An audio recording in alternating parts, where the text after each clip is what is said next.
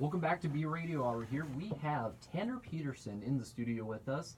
Back in September, he broke the world record for longest street performance outside of Blue Bricks here in Mankato, and he's here to perform a couple songs for us. All right, here's my first one, which is a single that I just released on Spotify and iTunes. It's called Safe and Sound.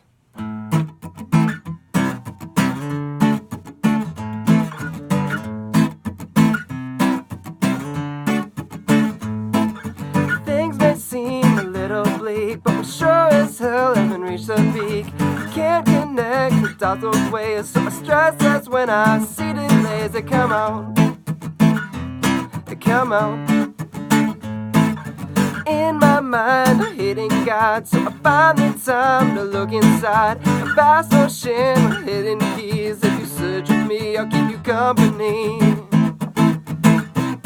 Come out. I'm finding the words so I don't have to hurt. So I'll sing like a bird till my voice will be heard. I never want to settle down, I never want to hit the ground. I know we'll be safe and sound.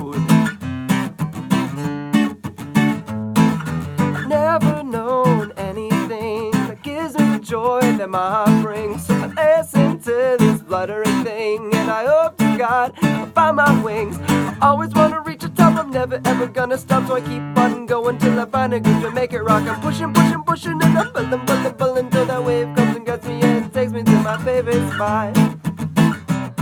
Come on. I'm finding the words so I don't have to hurt. So I'll sing like a bird till my voice will be heard. I never want to settle down, I never want to hit the ground. I know we'll be safe and sound. Safe and sound. Ooh, ooh, ooh, ooh. Safe and sound.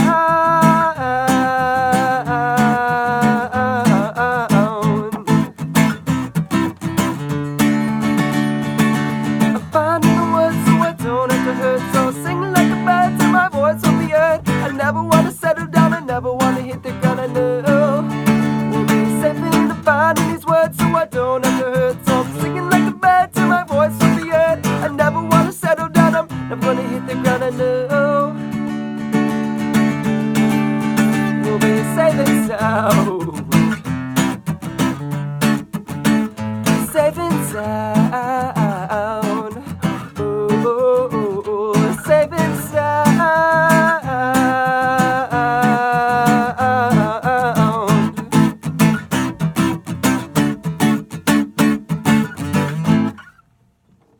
Safe and Sound there by Tanner Peterson, who we have in the studio here on the B Radio Hour. Welcome. Thank you. Of course, that song was released, I see, on Bandcamp on October 14th. That's Spotify as well. That is correct. Where did the inspiration come from for this song? I'd say for this song, it's got a reggae feel to it. And I'd say the reggae vibes came from my trip when I was in Hawaii. I spent about 4 or 5 months in total in Hawaii, and I guess the music just kind of wore off on me because I never really did much reggae stuff before, but when I went there, there's this genre called Jawaiian, which is like Hawaiian music mixed with like Hawaiian or reggae, like Rastafarians always say Ja, like Jah, so it's Jawaiian. So it definitely wore off on me, and I definitely like it a lot. So I guess it's slowly like breaking into my style, which is okay. I give it total permission to do that. For sure. And when you were there, first of all, how long were you there? I've been to Hawaii 3 times. I always go there for a songwriting festival. The first time I was there was in 2017. I was there for 2.5 months. And then last year in 2018, I was there for 2 weeks. And then I was there for 3 weeks this past summer. So you were there quite a while then, so you got to take in a lot of the culture and a lot of the sounds and vibes going on there and that type of thing. Yeah. I spent a lot of time around hippies. And I spent a lot of time street performing. That's what I did with the majority of my time when I wasn't at the songwriting festival. I would make money through street performing. And that was kind of when that whole thing kind of busking became my thing when I was out there, because it was super accepting of a group. Everyone there was just super like open-minded, and everyone's there kind of like hippies and stuff. So they don't really judge whoever you are when you're out there. So I was out there, and I busked for probably like on average 3-4 hours per day. And that was kind of how I made a living out there when I was there. Yeah, and obviously good preparation for what you did back in September, of course, for Blue Bricks and that type of thing. Yeah, exactly. I wouldn't have been able to have broken that world record if I wasn't street performing for years beforehand, because, that would be too big of a thing. Yeah, and I remember you and I were talking a little bit a couple weeks ago, and you said that you're meeting with the world record people up in Yes, we are doing that tonight. Doing that tonight. We're going to be heading out here right after this, actually, to go to Fargo. Awesome. So kind of taking the pictures, doing the thing, and all that. Yes. Me and my manager Nick will be up there, and he's going to interview us, and he's going to connect us with some of the locals. He's from Portland, Oregon. So we're excited to connect with him. And he's broken some world records himself. Like we saw that he said, I think he has multiple world records, but he said one of them is the longest ukulele performance. And he played the ukulele for 25 hours straight, I think. Holy moly. So he's a like-minded individual. We'll have a lot to talk about. Yeah. Oh, yeah, for sure. Now that Songwriter Festival you were talking about in Hawaii, was it people from all over the world? Was it a local thing? What was your experience at that festival? So it was life-changing. The very first time I went, I had no expectations. I just saw a vendor for it in California, because I was on a trip in California when I was really young, like 18, and I saw a vendor that said Hawaii Songwriting Festival, and I saw it and I was like, this, if there was anything I really wanted to like make an effort to like go to, this would be it, because it's like in Hawaii, and like I love like warm weather, like it's the most opposite of Minnesota. Like I love that stuff because it gives me a break from the cold Minnesota climate and everything. So I was very drawn to it. So I went there. The first year was 2017. I was 18, and they have classrooms about songwriting, and then classrooms about music business, like everything basically, from sync deals to like building your own brand, to making fans, to becoming a music supervisor if you want, becoming a producer, just basically everything music industry. And I was just a sponge ready to absorb all the knowledge. So I was there the first day, and I didn't really know what to expect, and then all of a sudden I found out that Jason Mraz was attending that same conference. So I was playing the open mic of the first night, and then someone said, "Hey, Jason Mraz is right behind you." And I was just like, I was running very low on sleep because I was traveling the whole day. And then I finally got there, and I was just like, I'm in a dream right now. But that's exactly what I was going for. I just wanted to do something that was just like super out of the ordinary for me when I was growing up here in Minnesota. So the next day I saw him in person, and I had to walk up to him because luckily there wasn't many people that were attending the festival. So I walked up to him and I said hi, and we talked about organic farming. And he actually knew. It was so crazy. He actually knew one of the farms that I had volunteered at. He had been to that farm. It was called Lavender Farm, and it's in Valley Center, California. And his wife wanted to get married there. Oh, wow. They ended up not getting married there, but he has been there. And like we talked about that, and I volunteered through a program called WOOF. It's a Worldwide Opportunity of Organic Farming. And it's a kind of like a work trade program where you work on an organic farm that's registered, and then in exchange for your work, they will feed you and they will give you like a place to stay, and so you can stay there. You aren't making any money, but you aren't losing any money. So you just spend the money it takes to travel there, and then in exchange for the work, you just get to stay there. And it was so cool. It was so cool that like he knew that place, and he said that he wants to start his own wolf farm one day. So he wants to have his own organic farm that he can host volunteers. And I'm sure he'd have thousands and thousands and thousands of people that would want to do that. But he was asking me. He was like, so what did you do on those farms? Like, did you just do weeding all day, or like, is there anything more than just weeding? And I told him that, like, on some of the other farms I've been on, we did all kinds of stuff from, like, building structures. Like, we build, like, shade cloth structures where we could put plants where they're not in the sun all day, every day. We did lots of watering as well. But we did a lot of planting. And then we did a lot of cooking. And we, like, built this whole kitchen, basically, out of, like, scrap material. So it was cool. It was cool having that kind of connection with Jason Mraz, and he just talked to me like it was just like he was very humble. Like he wasn't some rich and famous guy. He was just an ordinary dude that loves farming. So it was cool. That totally changed my life. And from then on, nothing could really stop me from just pursuing music, because I just wanted to have a cool experience just like that.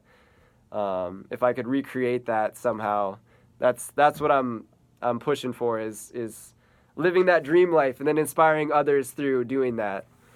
And that was when age 18, correct? Or how old were you? I was 18 when that happened, yeah.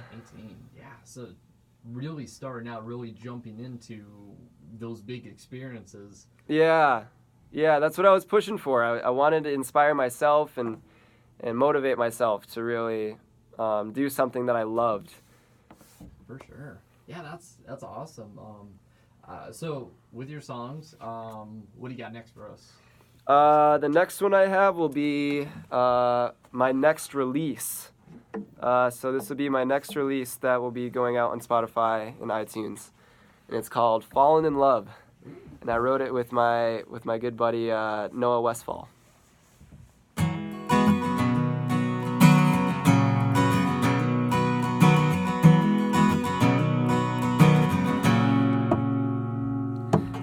Drive away from this old small town, and I think about the years to come.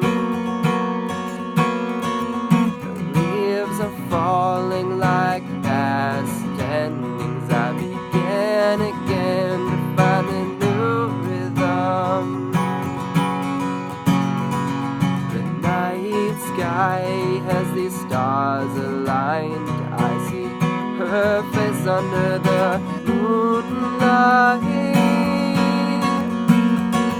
Those chocolate eyes have me mesmerized. A feeling that's never felt so right. I can't believe how I found you. I realized I am crazy about you. I lost my doubt when I stepped into your light. Now you've got me falling in love tonight.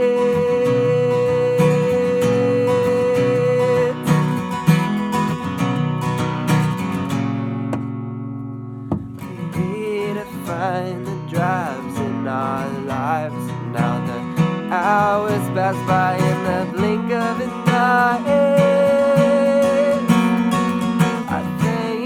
God for finding an angel. I'm burning up, now I'm starting to fall again. I can't believe how I found you. I realized I am crazy about you. I lost my doubt when I stepped into your light. Now you've got me falling in love tonight.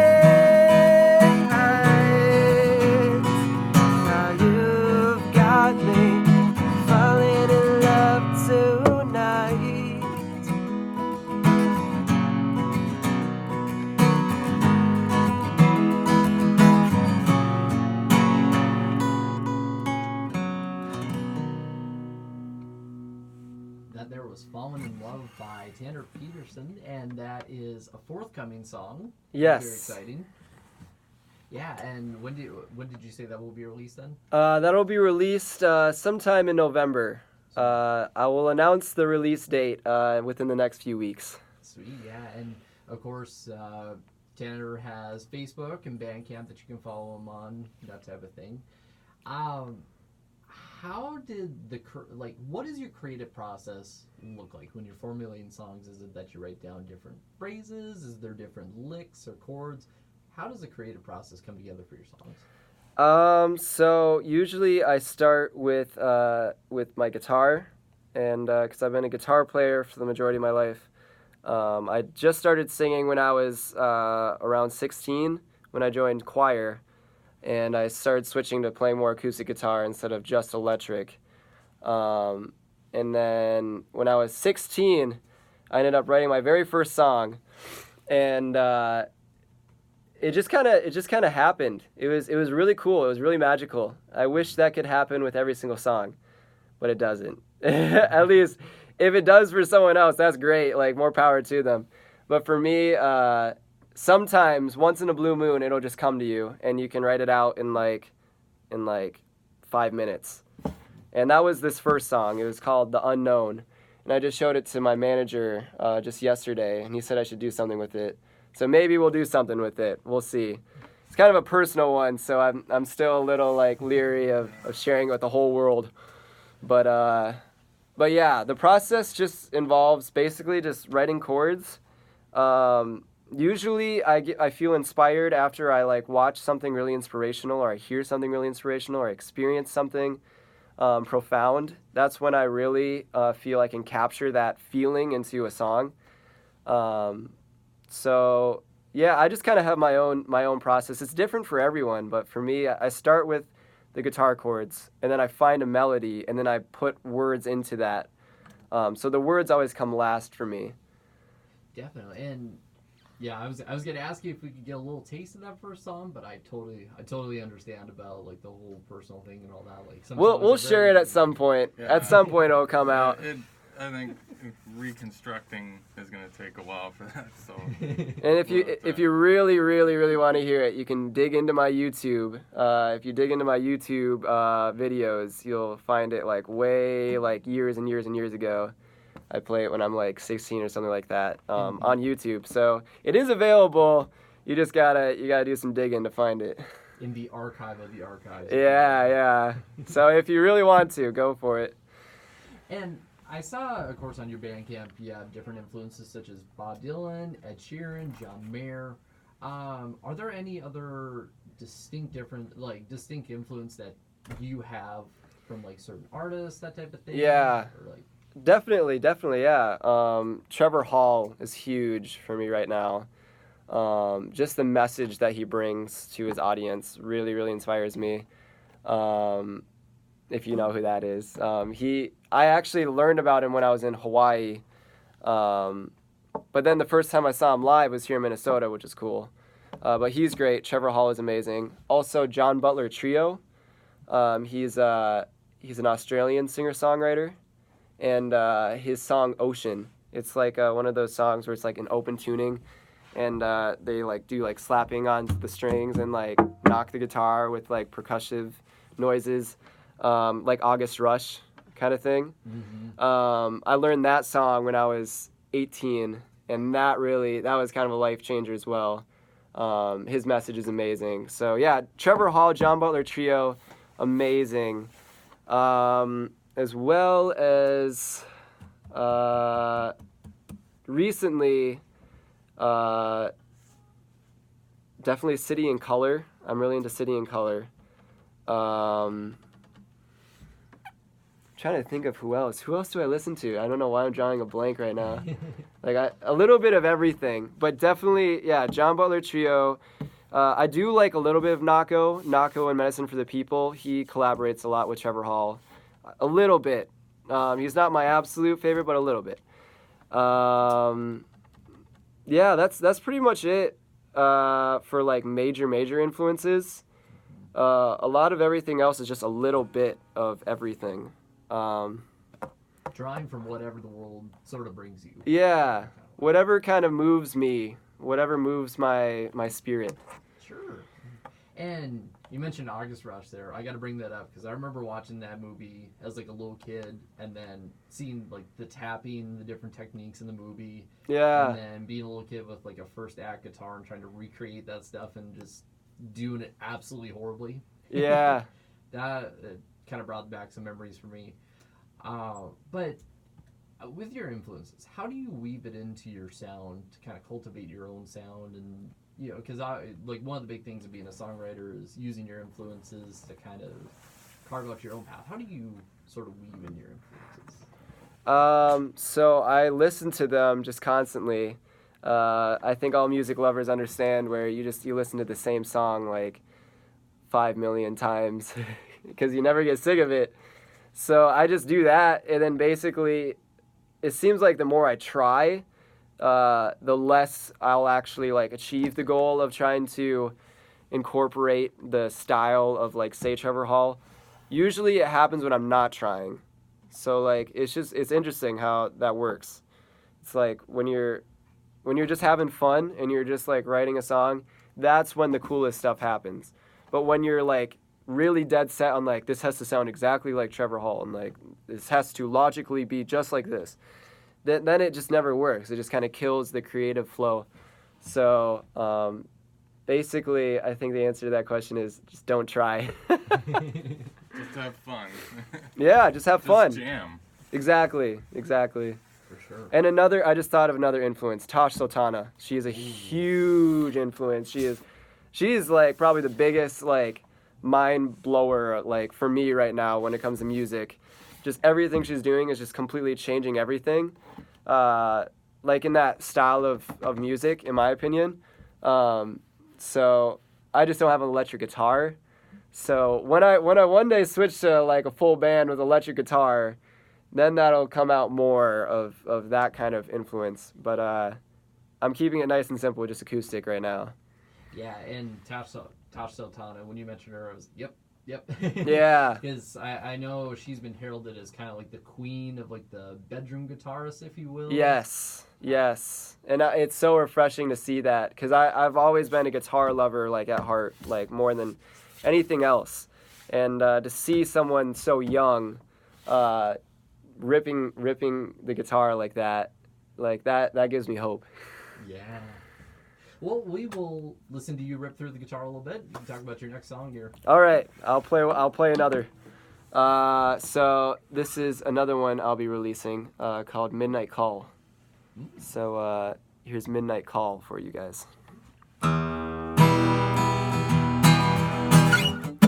Midnight call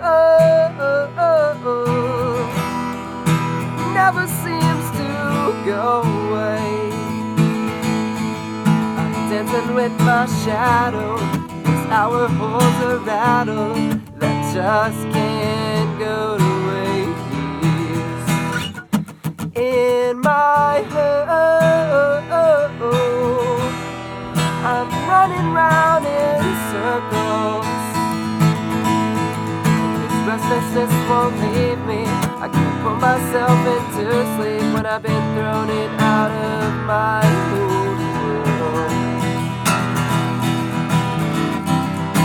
I am falling in too deep.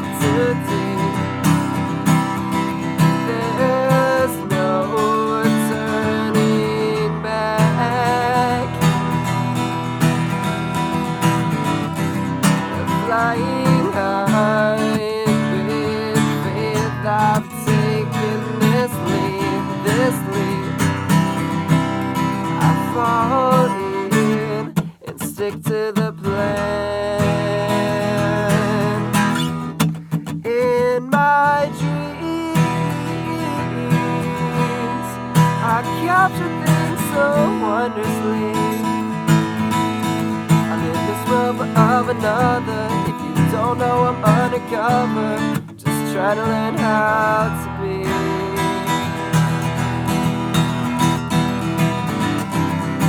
I am falling in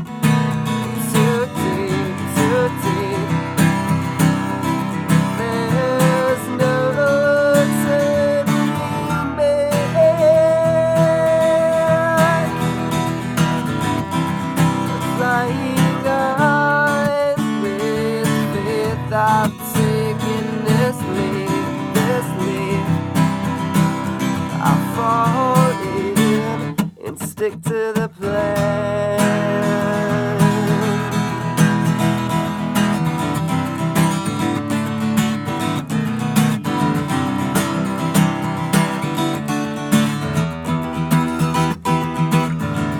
I have fallen into deep. There's no turning back. Right now I'm taking my lead. I fall in and stick to this land.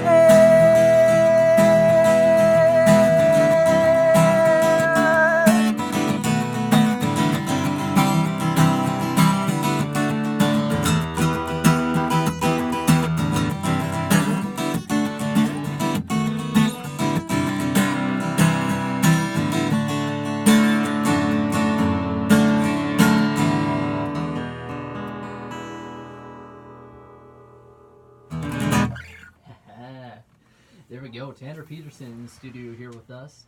Before I let you go, I just want to talk about, I want to bring in Nick, of course, your manager here. So how did you two kind of meet, come together? How did this partnership kind of form? It's a good question. How did this happen, Nick? Well, I just one day went into the open mic at Red Rocks and saw him perform and just said something like, "Oh, that was awesome. I really like that song." And when are we getting into the studio?